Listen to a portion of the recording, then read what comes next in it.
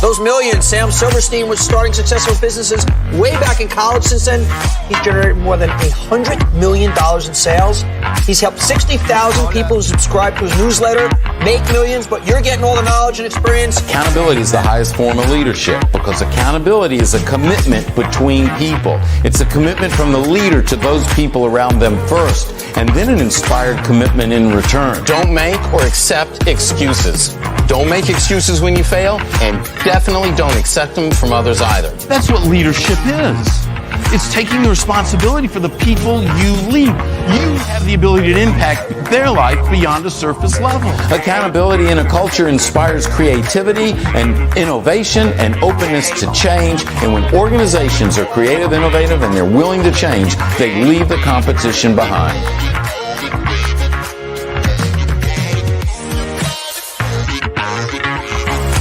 I want to share a view of accountability that is different from probably anything you've ever heard. A great set of values will lead to a great organizational culture. Oh yeah, you know what I'm talking about.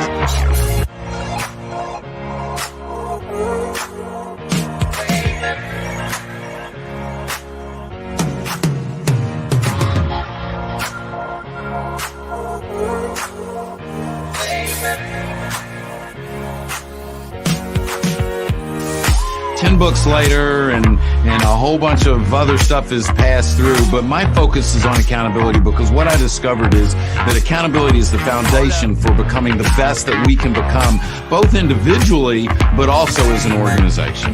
The rules of business haven't changed. It's the field that we're playing on that has changed. Now more than ever, leadership needs to get it right because leadership is what brings us through tough times.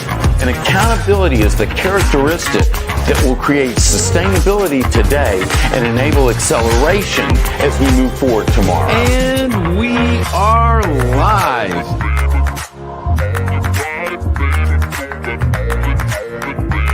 Sam, how are you doing today, man? I'm amazing, Victor. It's great to be here with you. Accountability is not a way of doing. Accountability is a way of thinking, and specifically, it's how we think about people. I hate it when a leader says, this isn't personal, this is business. Every interaction between human beings is personal.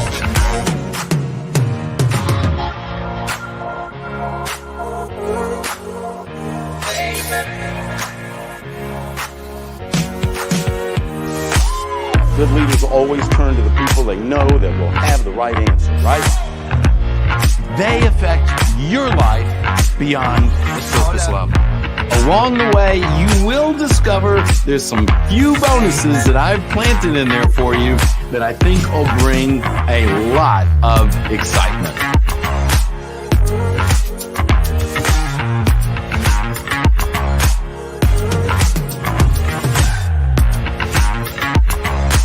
I'll see you on the inside. All right. Welcome. It is great to be here. I got to tell you, I always look forward to these Wednesday afternoon live streams and that countdown timer that we have just to let you know that we're in the house and we're getting ready to rock it out. That was created by the amazing Chris Stone. And if you need some video work, if you need some creative work done, reach out to me. I want to pass his information along to you because he does amazing work, and I want to share that. I want other people to discover the talents that Chris has. So just sharing that with you at this point. Always like to know where people are listening from. Always love to see the comments. And so feel free to enter in the comments, no matter what platform you're on, whether you're on LinkedIn, YouTube, Facebook, because we're streaming all over the place. Love to know where you're coming from, where you are watching. Any questions that you have during this live stream, please feel free to share them. Also, if you're watching this as a recording, if you're watching it later, put your questions in the comments. I always see those. We'll address them. We'll either address them straight into the comments or we'll follow up on a future program and address those questions. So I'm glad everyone is here and jumped in. And this is what I wanted to talk about today. It's very interesting, and that is, can your values conflict with your KPIs? Can your values conflict with your KPIs? I had someone ask that question last week. Now, your KPIs, key performance indicators, and organizations many times use those to measure an individual's performance. They use them individually and they use them organizationally, certain metrics, certain numbers that they want to make sure that you're hitting. And so the question becomes, does that conflict with values? And when I was asked that question, I was a little bit dumbfounded. I'm like, yeah, that doesn't make sense. And I realized that what happened is that in that situation, that individual didn't fully understand what organizational values were, what they were about, what they were supposed to produce, what they could produce, how to use them properly, and potentially how not to use them. And so wanted to connect back to that, because if you're performing at the highest level, if you're performing at your highest level as an individual, if you're performing as an organization at your highest level as an organization, then it's imperative that there is a great set of values that is installed, in place, and that they're being lived. Because if they're not being lived, if you don't have a great set of values that you're living as an organization, you might be doing well. You may be very profitable, but that doesn't mean that you're doing the best you could be doing. So, for instance, for those of you that follow me, the way I look at values, a great set of values is not just about having great values, but it's its totality. And there has to be 4 areas that set connects to in one or more times. And that is foundational values, values that talk about the character of the organization or the individual.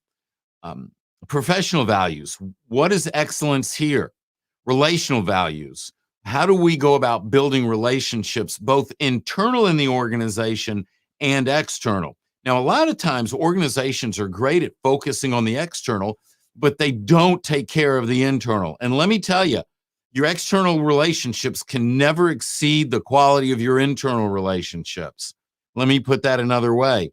If you want to have great relationships with your clients and you want them to have an amazing experience, then you must have great relationships with your team, with your people, and they must have a great experience. The relationship with the team comes first.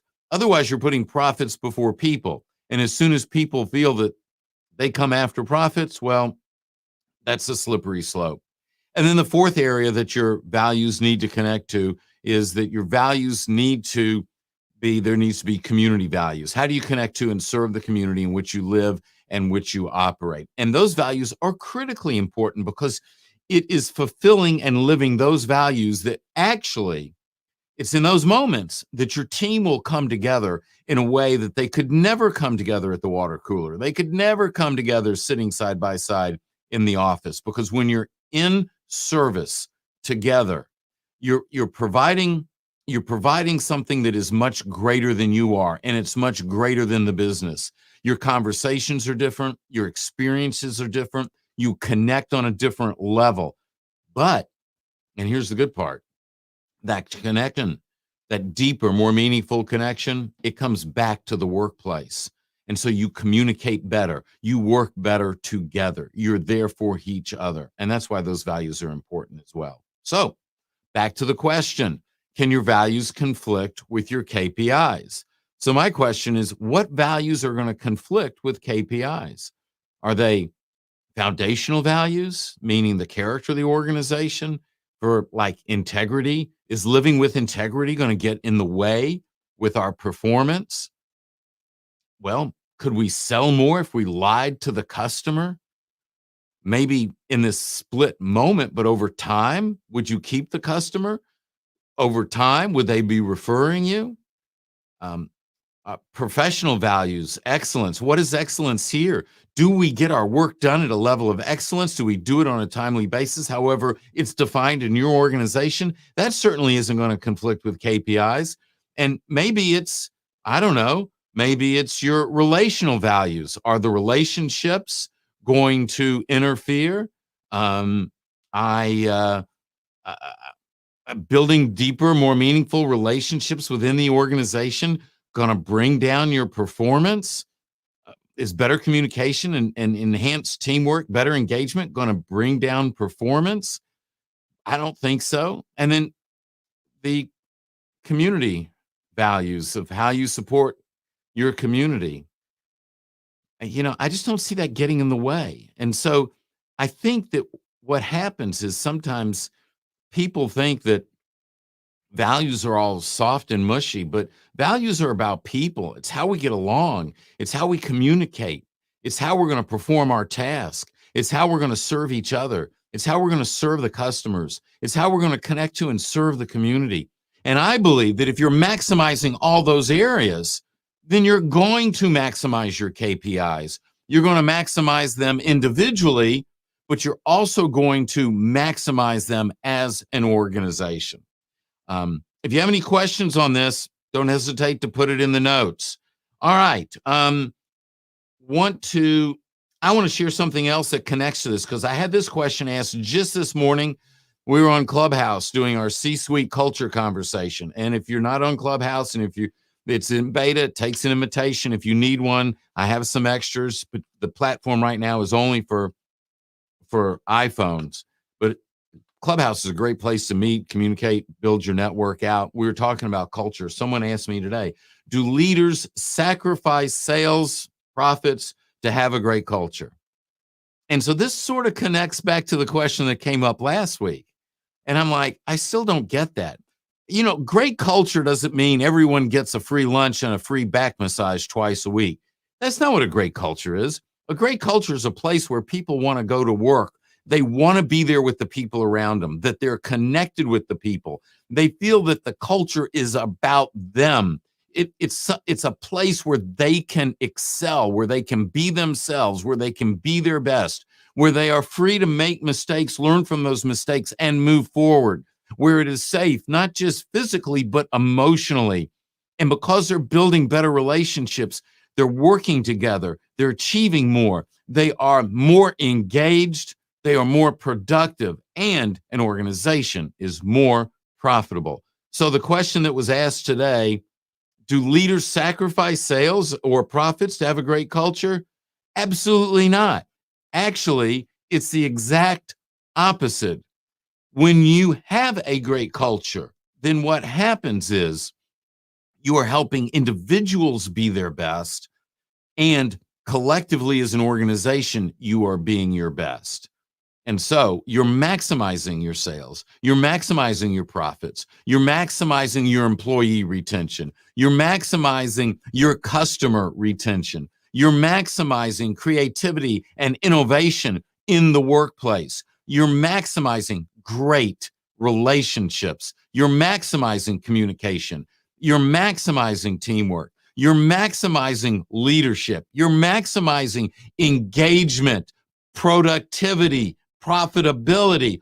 All those things flow from creating a great culture, one that inspires and prioritizes accountability, which is keeping your commitments to people. It's connecting those people. And the number one way that people connect, not through the products, not through the services, but it's through the culture that is well defined by a great set of values.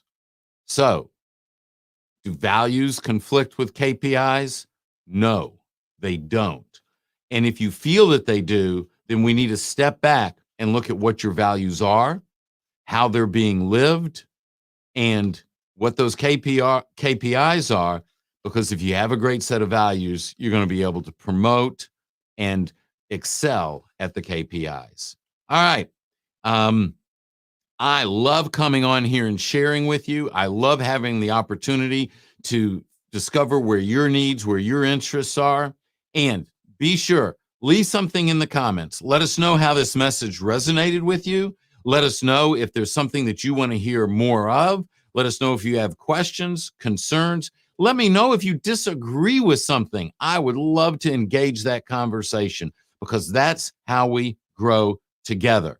Remember, it's all about what happens in that organizational culture when you're building your culture.